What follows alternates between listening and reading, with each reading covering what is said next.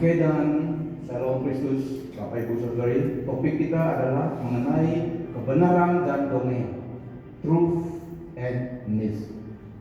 Oke, truth and myth, kebenaran dan dongeng ataupun fantasi. Di dalam firman Tuhan dalam Alkitab, Allah memberitahukan Dia kepada manusia melalui Scripture ataupun Alkitab, dan melalui anaknya Yesus Kristus. Dua-dua ini adalah definisi kebenaran. Oke? Kebenaran. Kebenaran adalah yang konsisten dengan pikiran dan the will, the mind, karakter, glory, and being of God. Kebenaran yang kita maksudkan di sini, definisinya kebenaran ataupun truth adalah kebenaran yang konsisten dengan the mind of God, the will of God, character of God, the glory of God, and being of God. Sifatnya Allah, pribadinya Allah, pemikirannya Allah. Kebenaran ataupun truth is the self-expression of God, yaitu dalam Alkitabiah. Kebenaran yang kita maksudkan pada pagi hari ini adalah kebenaran yang berkait dengan siapa diri Allah, personality Allah, kudusan Allah, kekuasaan Allah. So kebenaran itu, kebenaran dalam firman Tuhan dinyatakan kepada kita melalui Scripture, Alkitab, dan yang kedua melalui Tuhan Yesus Kristus.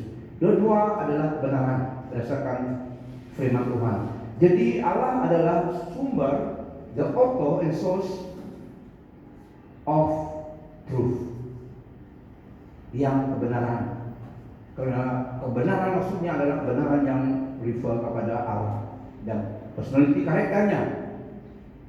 So and higher truth, kebenaran yang di atas dunia yang mengatakan kebenaran. So yang kita ingin bincangkan adalah kebenaran dalam Alkitab tadi. What the Bible talks, definisi of truth di dalam Alkitab. Di dalam firman Tuhan juga dalam Perjanjian Lama mengatakan refer kepada Allah, Almighty God, sebagai God of Truth. Allah sumber kebenaran. Ulangan 3:22 ayat 4. Dalam Perjanjian Lama, Alkitab ataupun Scripture dalam Old Testament refer kepada Almighty God sebagai God of Truth. Dialah batu pejal yang sempurna, pekerjaannya karena adil segala jalannya. Allah yang setia tanpa kecurangan, Dia adil dan benar. Dialah batu pejal yang sempurna, pekerjaannya karena adil segala jalannya. Allah yang setia tanpa kecurangan, Dia adil dan benar. Dalam TB, gunung batu yang pekerjaannya sempurna karena segala jalannya adil. Allah yang setia dengan tiada kecurangan, adil dan benar. Nah, di dalam Perjanjian Lama, Allah direferkan kepada kebenaran, God of Truth, Allah kebenaran. Di dalam Perjanjian Baru, Yesus muncul, dan Allah itu di dalam Yesus Kristus.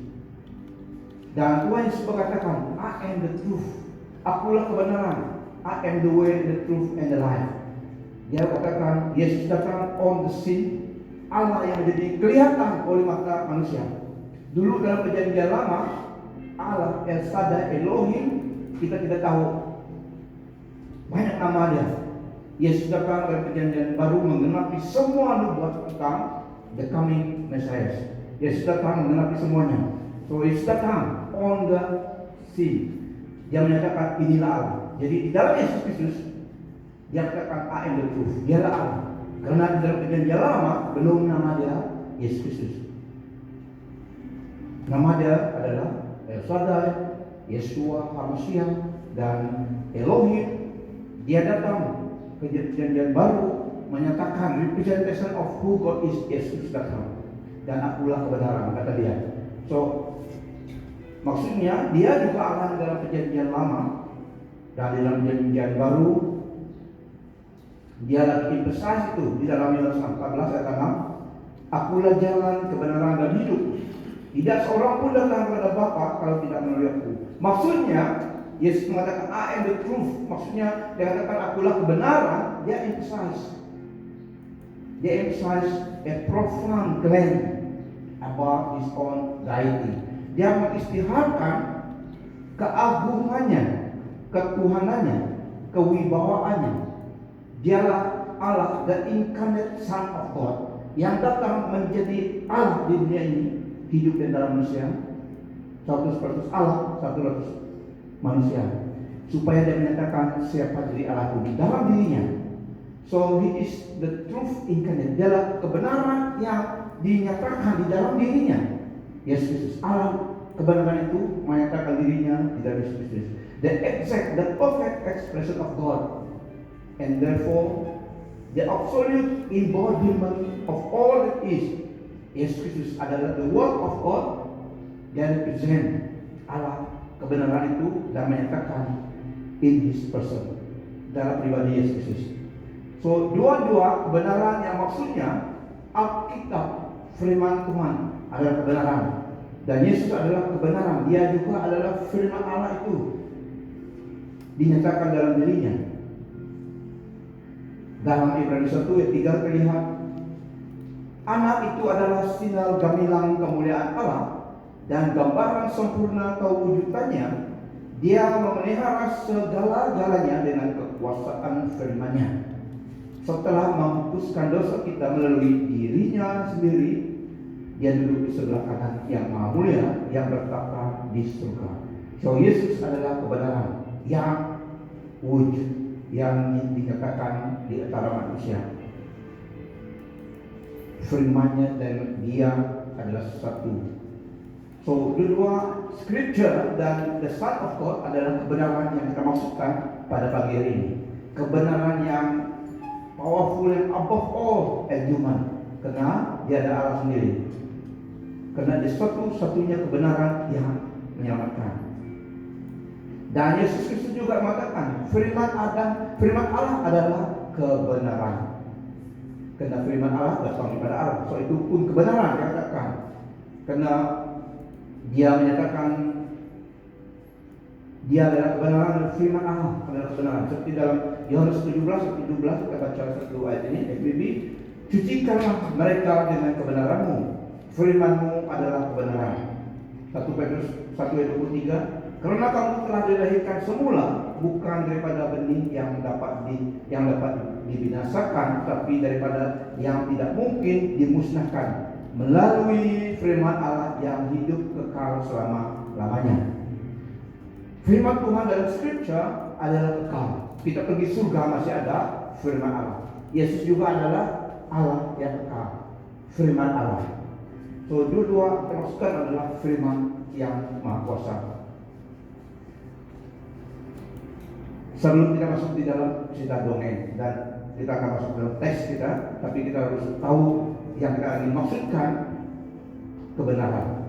So inilah kebenaran, firman Tuhan dan Tuhan Yesus Kristus. Karena dalam Injil bukan sekadar naratif cerita, tetapi adalah di laporan eyewitness yang dituliskan di dalam Injil. Bukan naratif, bukan cerita-cerita dongeng. Bukan cerita-cerita saja, tapi adalah laporan yang sah daripada eyewitness. Dalam 2 Petrus 1 ayat 16 itu. Kami tidaklah bercerita dongeng kepadamu apabila kami memberitahumu tentang kekuasaan Tuhan kita Yesus Kristus dan kedatangannya. Kami telah menyaksikan kemuliaannya dengan mata kami sendiri. So ini kebenaran yang kita bincangkan pada pagi hari ini. Kebenaran berdasarkan firman Tuhan, dan siapa kebenaran, apa kebenaran itu. Kebenaran itu adalah Alkitab, firman Allah. Dan kebenaran itu adalah tentang Yesus Kristus. Dia adalah Allah kebenaran, ekspresi Allah. Siapa Allah itu di dalam dirinya. Nah makanya Bapak Ibu, bagaimana seseorang itu respon? Bagaimana Anda respon kepada kebenaran Allah?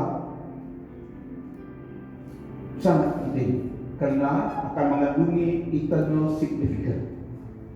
Karena firman Tuhan adalah firman Allah yang kekal. Bagaimana kita respon kepada firman itu, kepada kebenaran itu, akan juga memberi konsekuensi ataupun akibat ataupun faedahnya bagi kita eternally. Bukan di dunia saja, tapi eternally. How each person respond to the truth God has revealed is an issue of eternal significance. Karena firman Allah adalah kekal, Yesus adalah kekal.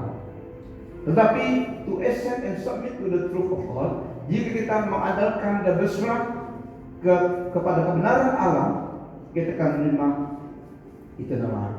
Karena kebenaran itu dari Yesus, kebenaran itu dari firman Allah, dan firman itu menunjuk kepada Yesus dan hidup kekal dari Yesus. Jadi jika kita menerima kebenaran itu, percaya kebenaran itu dan firman Allah itu dalam kita, Yesus adalah bagian kita menerima hidup kekal.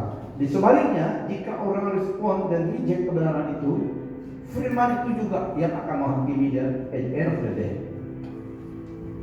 Karena firman itu kekal. So ini yang firman yang kita ingin bincang dan maksudkan pada pagi hari ini. Dan kita masuk di dalam ataupun dongeng. Dongeng, mitologi, cerita-cerita dongeng. Dan kalau kalian dongeng, banyak juga cerita dongeng dalam bahasa kaya. Yahudi pun ada. Jadi ini sangat mempengaruhi manusia juga. Mitologi, Kabbalah, Jews Kabbalah, mereka itu cerita budaya mereka percaya dengan Kabbalah.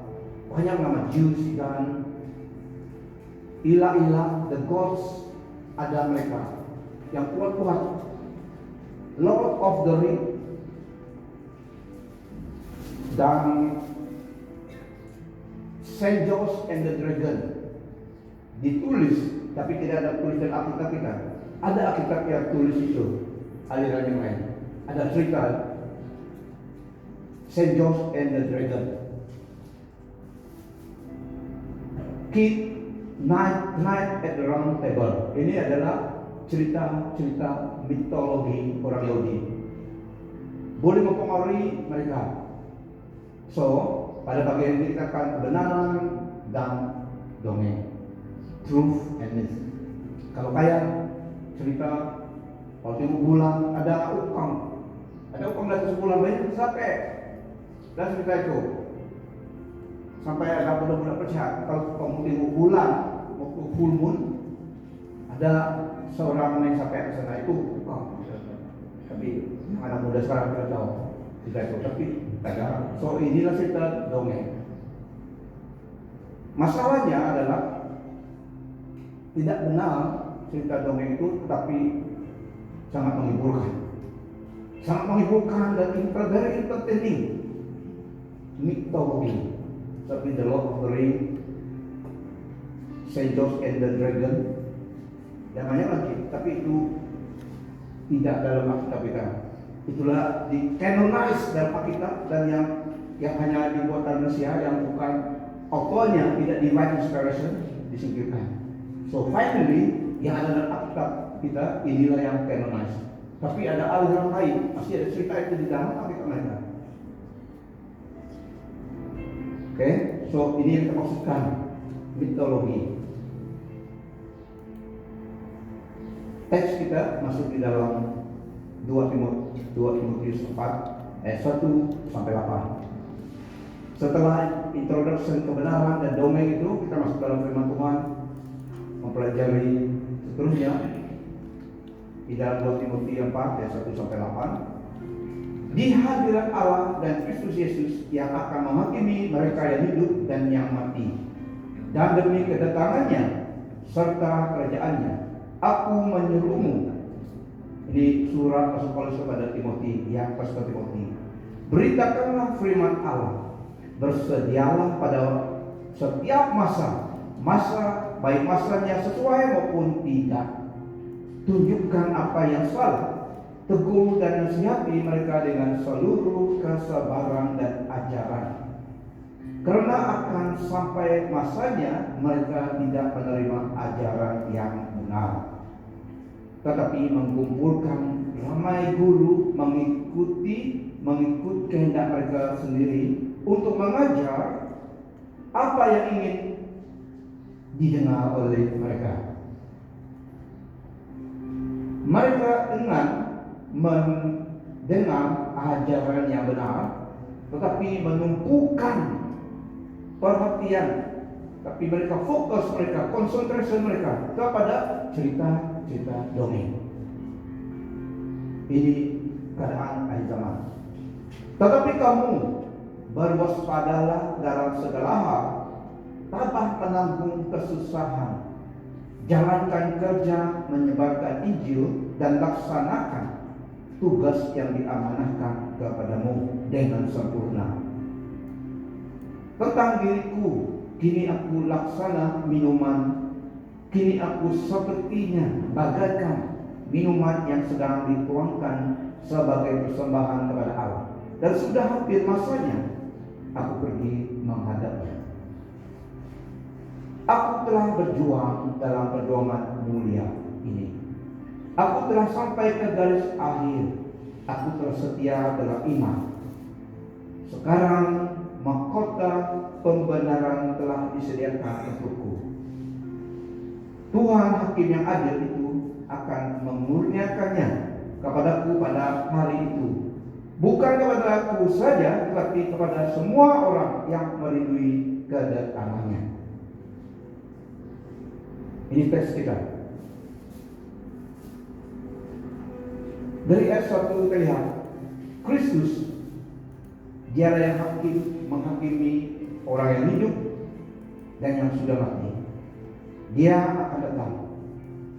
Jadi Rasul Paulus menyerukan, memberi mandat kepada Timotius supaya memberitakan firman Allah. Bersedialah pada setiap masa. So pada setiap masa, sebagai hamba Tuhan, dia tentang lebih kepercayaan. Rasul Paulus katakan dalam generasi mereka pada masa itu, beritakanlah firman Allah, bersedialah pada setiap masa, baik masanya sesuai maupun tidak.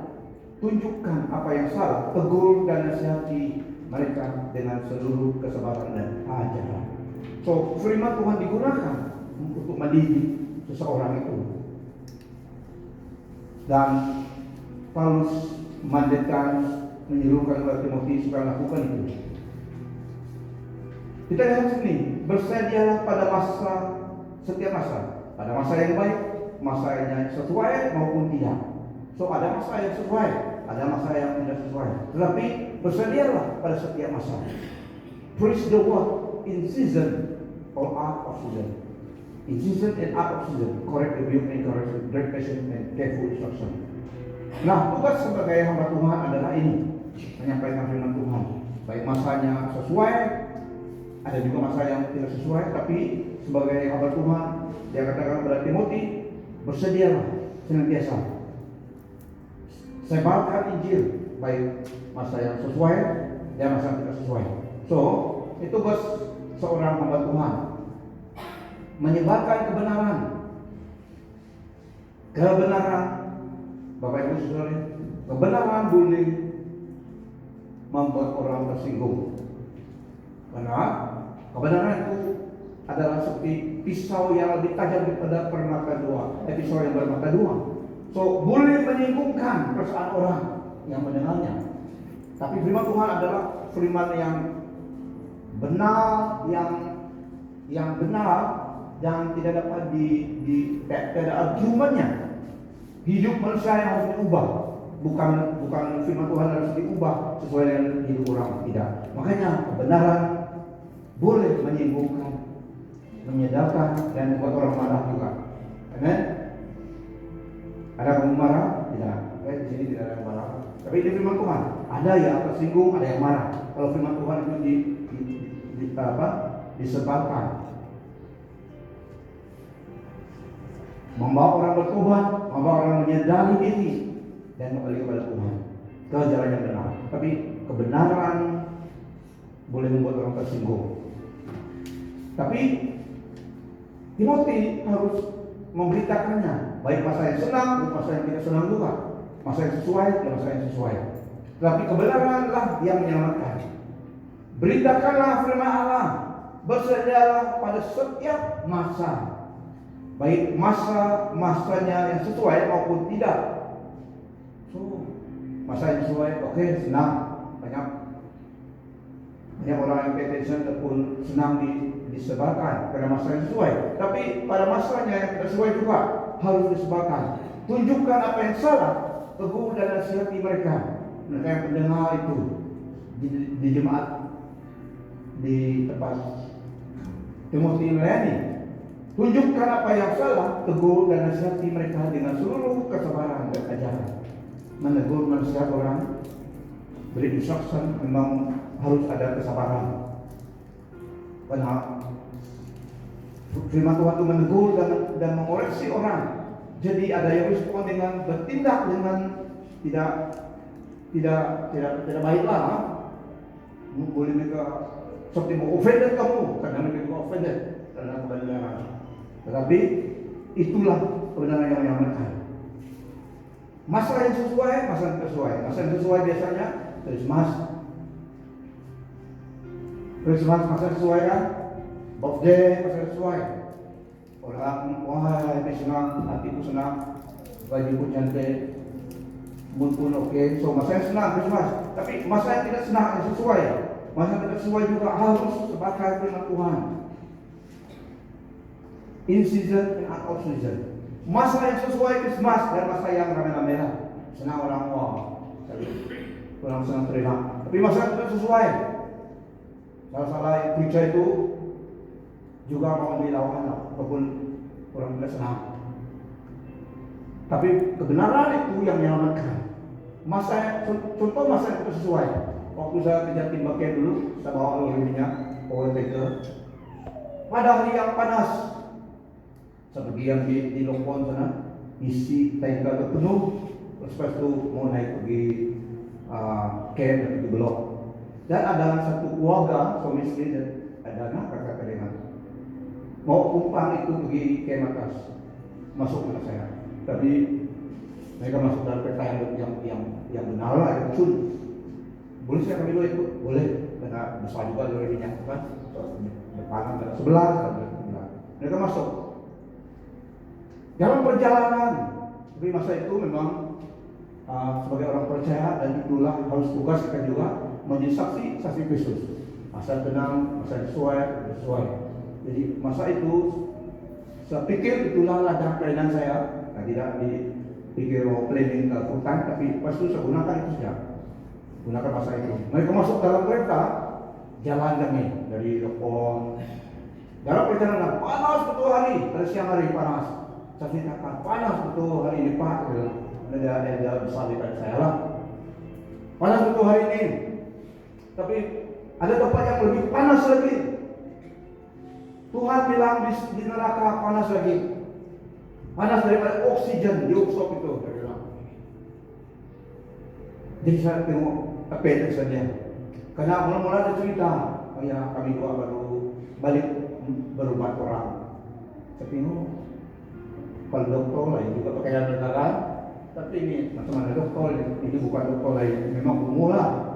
Mereka bangga mengatakan mereka beri dulu. Mereka beri dulu, beri kemuliaan beri Tuhan. Beri kemuliaan beri Tuhan. Mereka. Oke, silakan dulu. Jangan Bapak ini cerita kepada saya. Dia cerita kepada saya. Dari mana kamu keluar? Bapak bilang. Pak bilang. Oh baru balik berobat orang dari bangga dia berobat orang. Dalam hati saya bingung ini bukan dokter. Saya terus tahu. Pas itu saya cari jalan masuk penginjilan. Waktu jalan mana suatu hari ini Pak yang ada. Tapi panas lagi satu tempat yang Tuhan katakan di neraka panas lagi. Saya bilang gelisah sudah dia. Saya bilang kalau orang tidak terima Yesus memang masuk neraka. Saya bilang kalau yang saya tahu saya itu benar. Saya beritahu itu, tapi itu kebenaran, tapi tajam. Jadi ini panas, tapi ada satu tempat yang lebih panas lagi. Kalau orang tidak terima Yesus sebagai juru selamat di dunia ini, ada satu tempat yang lebih panas lagi. Tidak dapat keluar. Di sini tidak ada air minum, sana tidak ada air minum. Jadi saya bilang, kamu sudah terima Yesus apa? Oh, disadar terus. Kalau boleh dia, kalau ada bus stop dia boleh keluar, tapi dia sudah dalam kereta saya. Satu jalan dia, satu menginjili mereka. Inilah masa kita harus bawa kepada Tuhan. Tanpa Tuhan, manusia tidak dapat diselamatkan. Memang masuk neraka, dia dapat keluar lagi. Wah, lama kena 1 jam dari telepon dia ke sana. Habis yang cerita tapi saya tahu saya sharing kebenaran. Saya tahu dia menggelisah, tapi saya terus bagi saya, pam semua kebenaran itu, menolong dia sebenarnya itu.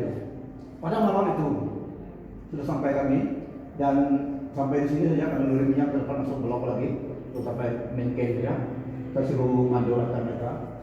Pada malam itu saya bermimpi dalam atas satu padang yang luas sekali.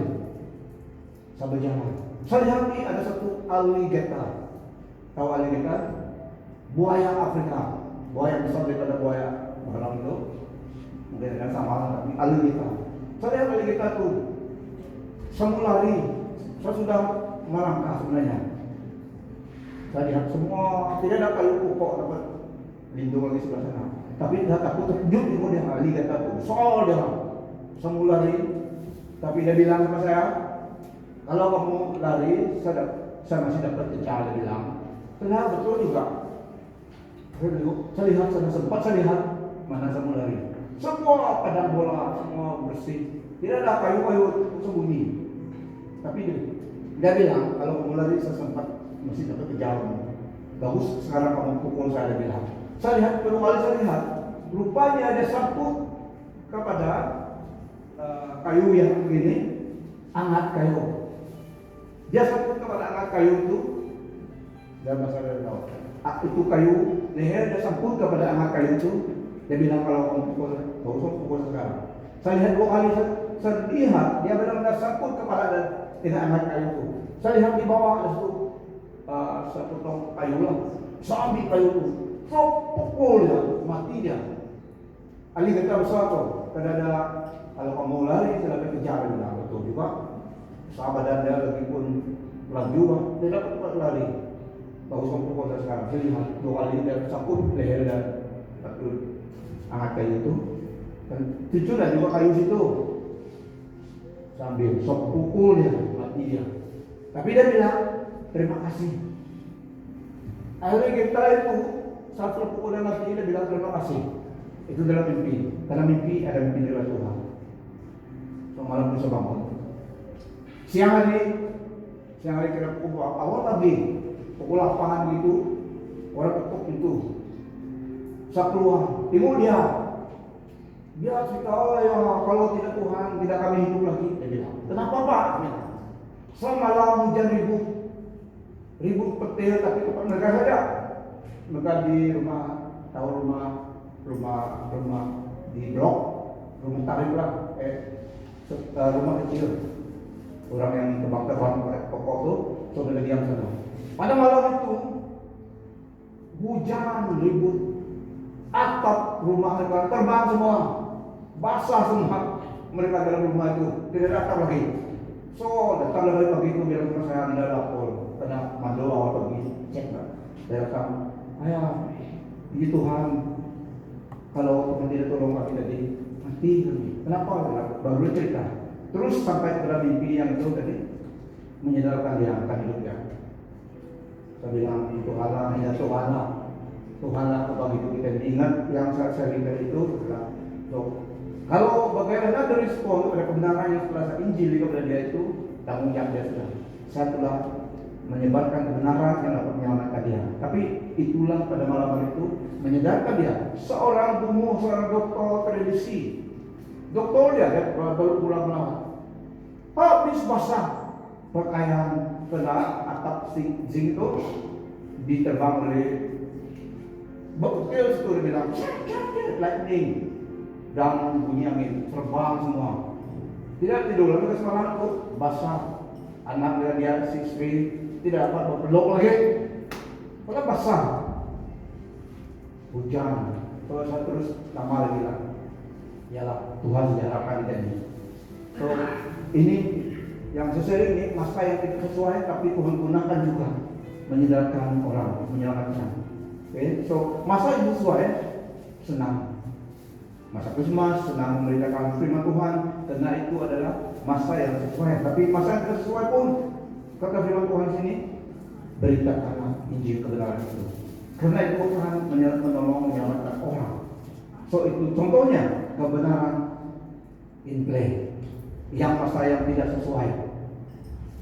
Dalam ayat 3 dan 4, 2 Timotius 3 dan 4, Rasul Paulus katakan, karena akan sampai masanya mereka tidak menerima ajaran yang benar, tetapi mengumpulkan ramai guru mengikut kehendak mereka sendiri untuk mengajar apa yang ingin didengar oleh mereka.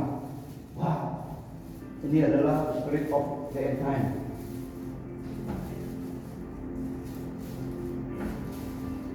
Waktunya orang tidak dapat lagi menerima ajaran sehat ataupun kebenaran,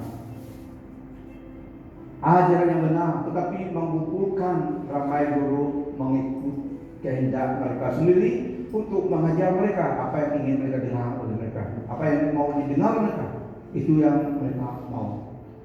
Mereka tidak mau mendengar ajaran yang benar, tetapi menumpukan perhatian kepada cerita-cerita dongeng. Nah, sekali lagi, cerita dongeng adalah entertainment.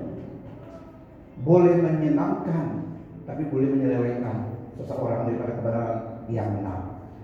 Very entertaining, fantasy. Kita pergi movie, kita suka juga lihat movie. Tapi ada masa movie, ada bukan semua movie terus kita tahu planningan. Tapi boleh ketemu movie. Di sini cerita dongeng adalah cerita yang tidak menyelamatkan, meskipun very entertaining, menyelenggarakan, menyeronokkan.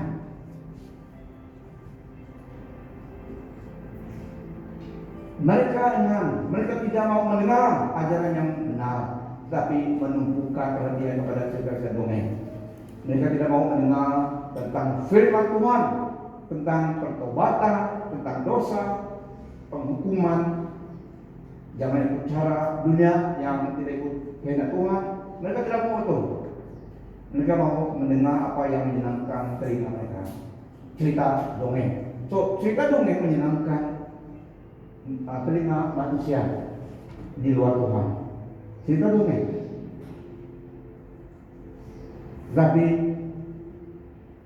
di akhir zaman ini adalah kecenderungan beberapa orang tidak mendengar tentang firman Tuhan, pertobatan, dosa. Mereka tidak mau dengar itu. Tapi itu yang akan menghakimi mereka kelak juga. Karena sampai masanya mereka tidak menerima ajaran yang benar, tetapi mengumpulkan para guru mengikuti kehendak mereka sendiri untuk mengajar apa yang ingin didengar oleh mereka. So, apa yang ingin didengar oleh mereka saja, itu yang mereka pilih. Mereka selektif. Mereka prefer orang yang bukan mengajar kebenaran, tapi cerita dongeng. Dalam bahasa Inggris, dia itchiness. Mereka mau mendengar itchiness, mendengar yang menyeronokkan, yang membahayakan jiwa, jangan memberi condemnation kepada hidup kami. Mau happy hour terus.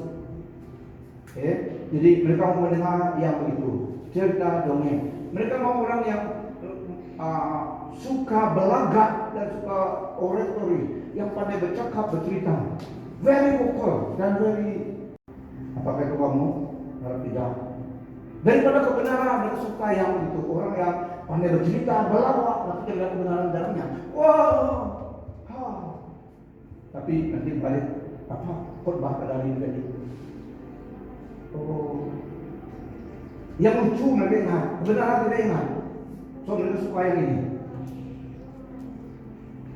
Orang yang very oratory, memilih orang pandai bercerita dengan hebat, lawak, walaupun tidak ada kebenaran akibat di dalamnya, tapi very entertaining, menyeronokkan, tidak mau tidur. Tapi kalau kebenaran disebarkan, itu yang menyelamatkan. Nah, Roh Kudus memberi kita ajaran, peringatan, amaran end time ini, supaya kita tahu kepada kebenaran firman Tuhan dan memisahkan kita daripada orang yang ingin membawa kita jauh dari Tuhan. We must separate ourselves. Begitu juga daripada orang, juga daripada gereja yang akan membawa kita jauh dari Tuhan. Institusi. Secara lahiriah, secara lahiriah mereka menjalankan ibadah mereka, tetapi pada hakikatnya mereka memungkiri kekuatannya. Jauh hilang mereka itu. So ini nasihat dalam grup orang. Makanya kita pilih mana tempat kita beribadah, mana kita pilih mana tempat kita pergi kebaktian. Lainlah kalau kita pergi cari entertainment. Makanya kita pergi tempat yang menyebarkan kebenaran, supaya jiwa kita diberi makan, disegarkan, dan supaya kita tidak disesatkan. Karena banyak ajar sesat di dunia ini. Banyak juga institusi sesat, gereja yang nama gereja, tapi tidak menyebarkan Injil, menyebarkan kebenaran. Tidak. Mereka boleh membeli kebenaran, tapi itu pentingnya Roh Kudus memberikan amaran supaya kita waspada. Kalau kita salah dengar, kalau informasi, kalau bukan kebenaran, itu akan menyesatkan kita. Makanya kita harus very selektif mana yang benar, mana gereja yang harus kita pilih. Bukan nama gereja saja. Kalau dia ajarannya sesat, jangan pergi situ. Jiwamu sangat berharga iman Tuhan. Kita harus setia kepada firman Tuhan, kepada hamba Tuhan yang menyebarkan berita kebenaran. Tuhan Yesus berkata dalam Wahyu 3 ayat 20 sampai 22, "Janganlah aku berdiri di hadapan pintu sambil mengetuk. Jika seorang mendengar suaraku dan membuka pintu, aku akan masuk ke rumahnya. Aku akan makan bersamanya dan dia bersamaku. Aku akan membenarkan mereka yang menang duduk di atas takhtaku seperti aku yang telah menang kini duduk di sisi Bapakku di atas tahtanya. Jika kamu bertelinga, dengarlah apa yang dikatakan oleh Roh kepada mereka." So, amaran Roh Kudus dalam 2 Timotius tadi, kebenaran ini kita harus pay attention. Seperti yang Tuhan Yesus mengetuk di pintu kita. Kebenaran adalah Tuhan Yesus adalah kebenaran. So, kebenaran dan dongeng, truth and myth. Ayat apa? Saya ulangi baca ini. Mereka akan mendengar ajaran yang benar, tetapi menumpukan perhatian kepada cerita dongeng. So, Bapak Ibu Saudara, firman Allah atau Scripture adalah kebenaran. Yang kedua, Kristus ya adalah kebenaran. Keselamatan dalam dia ada dalam firman-Nya. Dongeng boleh menghiburkan, tetapi akhirnya menyesatkan, membinasakan. So, kebenaran menyelamatkan dan juga menghiburkan, meskipun juga boleh melukakan, namun akhirnya menyelamatkan. Ayat 5, tugas dan tanggung jawab. Rasul Paulus mengatakan dalam ayat 5, tetapi kamu berwaspadalah. Berwaspadalah.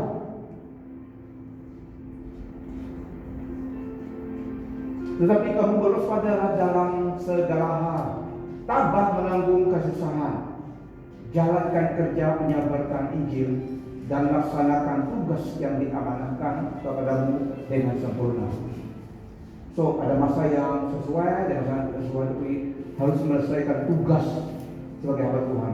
Ini nasihat Rasul Paulus kepada Timotius. Dan seterusnya kita lihat dalam ayat 6 dan 7, tugas selesai dan pulanglah. 2 Timotius 4 ayat 6 sampai 7. Tentang diriku, kini aku laksana ataupun kini aku sepertinya bagaikan minuman yang sedang dituangkan sebagai persembahan kepada Allah. Dan sudah hampir masanya aku pergi menghadapnya. Aku telah berjuang dalam perjuangan mulia ini. Aku telah sampai ke garis akhir. Aku bersetia dalam iman. So Rasul Paulus testify, dia telah melakukan kepercayaan, dia telah menyelesaikan tanggung jawab tugas yang diamanatkan kepadanya daripada Allah. Dia tahu masanya akan tiba, dia akan letak semua urusan dunia ini dan dia balik ke surga. Tugas selesai, ulanglah. Dia tahu itu, Tuhan beritahu dia. Sebagai orang percaya, kita boleh tahu juga masanya kita akan hampir meninggal dunia. Amen. Rasul Paulus tahu, Tuhan yang memberitahu kepada dia. Kita boleh tahu, tapi kita semua begitu. Tapi kita boleh tahu, izinkan kita boleh tahu, your time is almost up. Kita akan pulang tepatnya. Seperti Rasul Paulus. Dan yang ayat 8 dia katakan, sekarang mahkota perbenaran telah disediakan untukku. Tuhan hakim yang adil itu akan mengurniakannya kepadaku pada hari itu. Bukan kepadaku saja, tetapi kepada semua orang yang merindu kedatangannya. Kepada kita yang merindu kedatangannya. Kepada Rasul Paulus, tetapi kepada semua orang yang merindu kedatangannya. Ada upah dari Tuhan dalam kita hidup untuk melayani kehendaknya dalam hidup kita. Kita tidak hidup melayani Tuhan begitu saja. Ada reward daripada Tuhan, ada upah daripada Tuhan, baik di dunia ini dan lebih lagi di akhirat, mahkota kehidupan itu. Tetapi ada upah Tuhan berikan kepada kita melayani Dia. Orang melayani Tuhan, kita melayani Tuhan untuk tujuan Tuhan dalam hidup kita. Kita menerima upah. Di dunia ini, favor, berkat daripada Tuhan dalam kita menjalani hidup kita sebagai orang Kristen. Kita hidup untuk tujuan Tuhan dalam hidup ini. Namun upah kekal yang dimaksudkan dalam ayat ini lebih jauh melebihi indah daripada yang kita terima atau alami di dunia ini. Tapi di dunia ini kita boleh diberkati, dirahmati oleh Allah, in favor of God. Tapi the best is yet to come, masih. Okay? Jadi we can never outgive God. Kita tidak akan dapat mengganti, reimburse apa yang Tuhan telah berikan kepada kita. We cannot outgive God.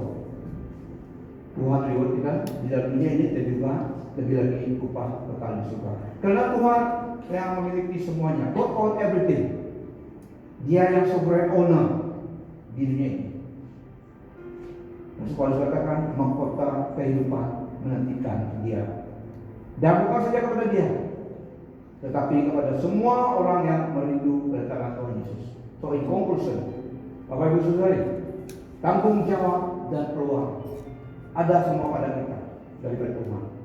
Semua kita diberi tanggung jawab dan peluang atau kesempatan dalam hidup ini untuk mengenal Tuhan, yang Allah yang benar, dan kesempatan untuk melayani Dia dalam hidup kita. Peranan kita memang berbeza, tapi semuanya ada upah dari Tuhan. Semuanya diberi peluang kesempatan. Our roles boleh berbeza, meskipun peranan kita berbeza. Dan yang kedua, masa bila ada kesempatan, tentu kita juga ada masa kesempatan melayani Tuhan dengan hidup kita di dunia ini. Tuhan ada masa-masa diberikan kepada kita adalah masa anugerah Tuhan. Yang saya tadi waktu saya di Fiba Camp, saya gunakan masa itu. Saya tidak pikir Tuhan panggil Tuhan, tapi apa yang saya lakukan itu ada rewardnya nanti. Saya telah invest dalam kehidupan orang. So kita semua ada kesempatan di dalam masa dimanapun kita berada. Yang penting kita hidup untuk kehendak Tuhan. Peranan kita boleh berbeza, tapi kita menjadi Tuhan yang sama. Tapi semuanya Tuhan cannot kita lakukan untuk Tuhan. Dan yang ketiga adalah upah itu. Upah untuk semua bekerja. Semua upah untuk semua yang bekerja di ladang Tuhan. di dunia ini. Lalu Tuhan dalam dunia ini. Semua upah untuk semua yang bekerja di dunia ini. Upah untuk semua yang bekerja di dunia ini. Seperti dalam 1 Korintus 15 ayat 28, jadi lelah kita untuk Tuhan tidak akan sia-sia. Jika kita melayani Tuhan dengan masa kita, kesempatan yang ada yang hidup kita di dunia ini, kita menerima upah dari Tuhan, mahkota yang telah sedia. Amin. So tidak sia-sia melayani Tuhan dengan hidup kita. So ini kebenaran dan dongeng di dalam ayat ini. Walaupun banyak yang ada orang yang suka cerita dongeng daripada kebenaran, tapi sebagai orang Kristen kita harus tahu hanya kebenaran dalam firman Tuhan itulah yang menyelamatkan. Supaya kita waspada. Mari kita tunduk kepala kita. Mari kita berdiri. Kita bawa dalam doa.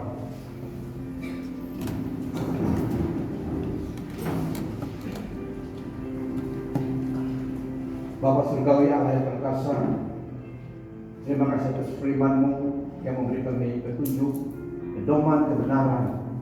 Karena firman-Mu adalah kehendak-Mu. Hamba berdoa bila kebenaran firman-Mu boleh mengambil tempat di dalam hati setiap Bapak Ibu saudara Tuhan yang mendengar pada pagi hari ini. Biarlah oleh bantuan Roh Kudus teguhkan firman-Mu ditanamkan dalam kehidupan setiap kami. Adalah firman-Mu yang mendewasakan iman kami di dalam Yesus Kristus. Supaya kami menggunakan waktu masa kesempatan yang ada di dalam dunia ini sebagai orang percaya, hidup dalam rencana kehendak-Mu.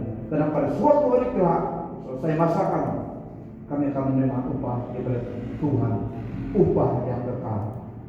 Karena kami telah invest masa kami dalam hidup ini untuk kehendak-Mu bagi hidup kami. Kemuliaan, kebesaran, keagungan, kejayaan, pemasyuran hanyalah bagi Tuhan dan anak kami Yesus dari kekal sampai kekal. Kasih karunia Tuhan Yesus, kasih Allah Bapa, persekutuan Roh Kudus menyertai kita selalu di dalam nama Tuhan Yesus. Amin. Bukan bagi Tuhan.